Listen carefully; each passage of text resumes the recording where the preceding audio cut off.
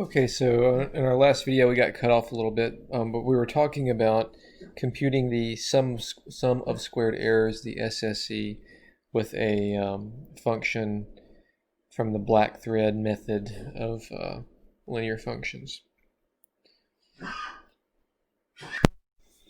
So column L1 is going to have your inputs, and column L2, and this, so for inputs, oftentimes that'll be like the times, if time is the independent variable. And in column L2, we'll put the actual values. The actual values.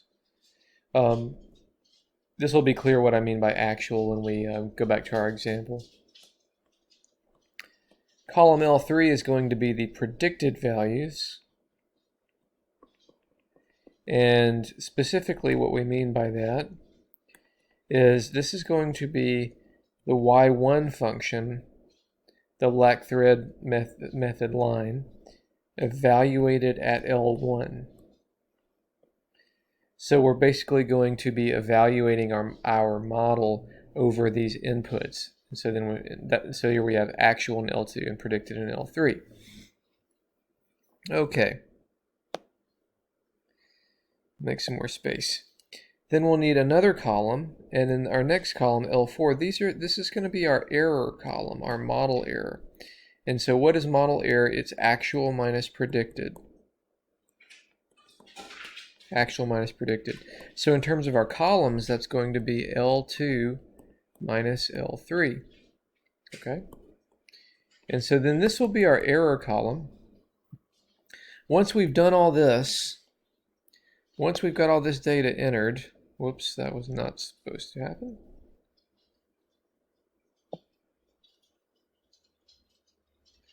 We will exit this screen, and then we're going to go to sum L4 squared. Now this is where we actually sum up we square and then sum up the errors. And so I have to show you where you get the sum button, but this is a calculator button. Okay. Also notice that the square is inside the parentheses. Inside the parentheses. All right, so that's in a nutshell. That's the steps that you go through to compute the SSE. Now let's actually look at this. Let's actually do it.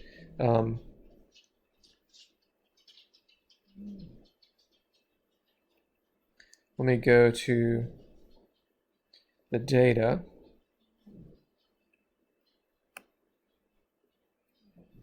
Oops, sorry, I've got a lot going on here. So the first thing I'm going to do is I'm going to enter this function so I don't forget about that in y1. So that's going to be my y1 function. Clear all this other stuff I've got in here.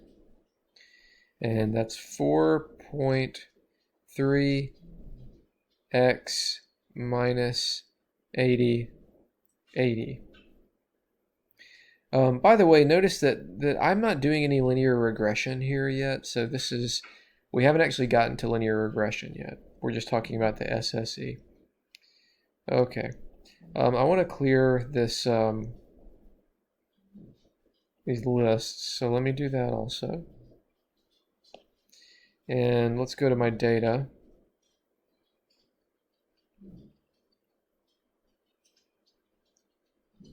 There's my data. And now we're going to type all of this in. So that's 1960 through 2010. I'm going to pause the video and type all this stuff in. Okay.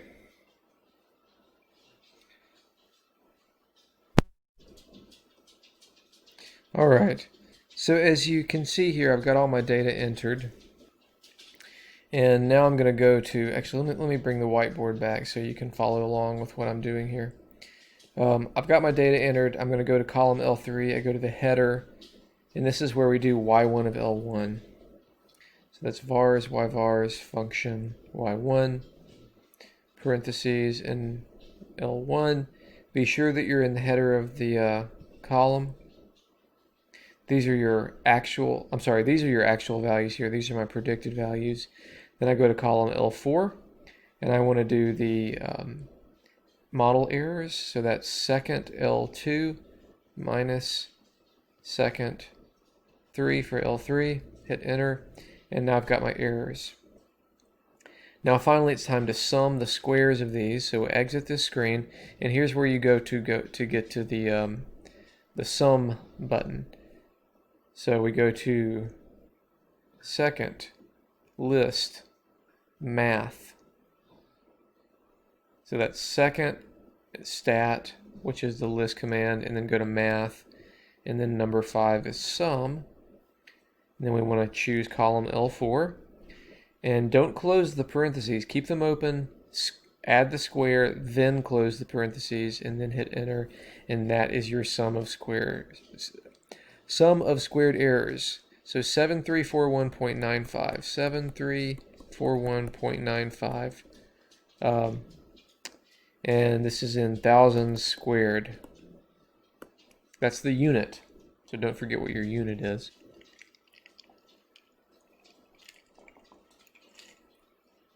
Okay.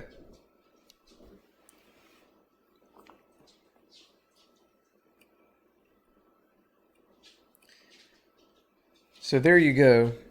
Here we are on the showing all these computations at once. I want to also show you the average error. I didn't finish that on the calculator, but here it is right here.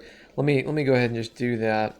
The average error is, as you can see here, it's the square root of the SSE divided by the number of data points, which is 1, 2, 3, 4, 5, 6 data points.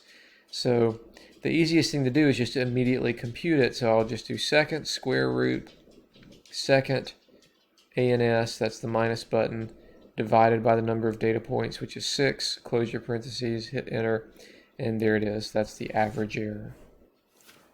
Now we haven't talked about what all these things mean very much yet, but there they are as numbers. Okay. So here's all this data compiled. And it's worth asking, you know, we did this error analysis for this given function, and you don't know really where this came from. I told you that I just did the black thread method, but, you know, is this the best fit? So going down to the bottom of the slide, it says, but there must be other lines with smaller SSEs, right? And average errors. Couldn't we find a line closer to the data than this one? Well, I don't know. Maybe we can, maybe we can't, but we haven't shown any reason why this is the best one. But if we could find a better one, it would have a smaller SSE and hence a smaller average error. So the smaller the SSE, the better. Okay. So finding the best one, the best linear model, the one that minimizes the SSE, is where linear regression comes in. So linear regression is this statistical technique that actually finds the linear model that does indeed have the smallest SSE, and therefore by extension also has the smallest average error.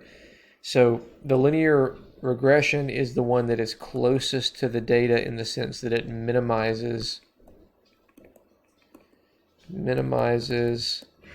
the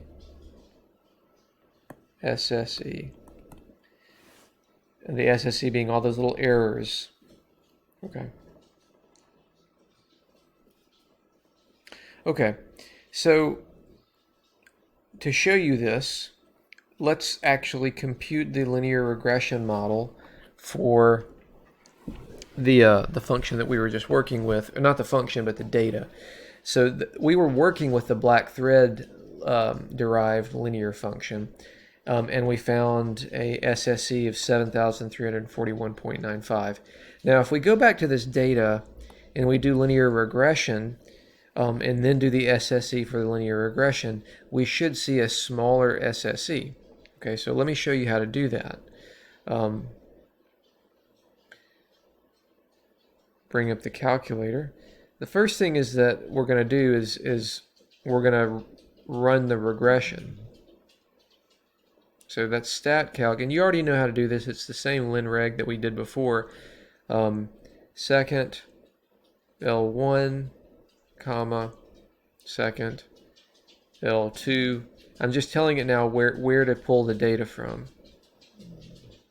The second L1, second L2, and then finally vars, yvars function. Now I'm going to choose y1, and when I do that, this is going to overwrite that other model that I put in there. So I'm not going to have that black thread method line anymore. I'll have the linear regression line because I'm putting it in place of y1. So there's my linear regression line, 4.474x minus 8435.57333. And so ostensibly this is going to be the best one. So let's prove that it actually is, or at least prove that it's better than the other one.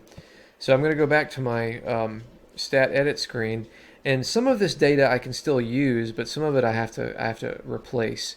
So basically columns L1 and L2 stay as is, but column L3 I need to redo the process. So I need to do y1 of L1 again, but now the y1 is a different function. So you'll see that those numbers are different now. Then we go to column L4 and we need to run that one again. So that's second L2 minus second L3. Those are your errors. Then we can exit and we do the sum, which is second stat math, math number 5. So that's sum of L4 squared, close parentheses. And there we go, 6,666.76. So that is certainly smaller.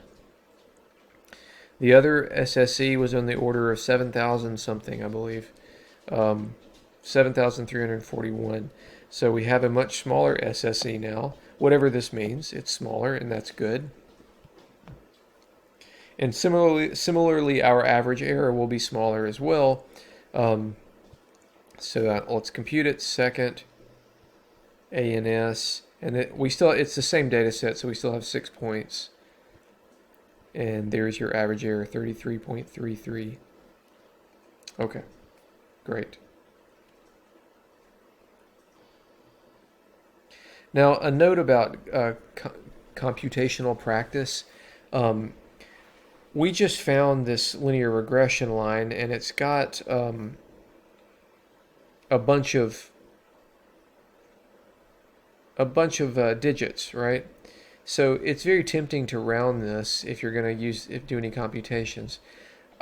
Do not round it until you are finished, until your final answer, okay? So if you do any computations, use the full unrounded function. All right, so we just did all of this, and we found these values. Let's actually finish this off by graphing it. So let's, to graph it, I'm going to turn my stat plot on so I can actually see the points. And then I'll do zoom stat. That way I can see my points and I can see the line. And so what I've got here is a reasonably good fit. Now you might say, well, that does not look that good, but in terms of linear functions, it's the best we're going to get. Okay. And there's that graph kind of enlarged. There's our error analysis, which we have already gone through.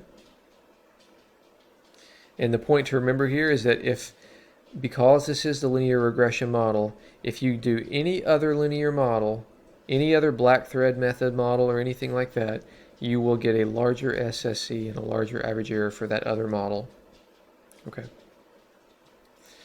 All right, so the next thing to talk about is another important number that's involved with doing linear regressions, and that's called the correlation coefficient, and we will talk about this in the next video.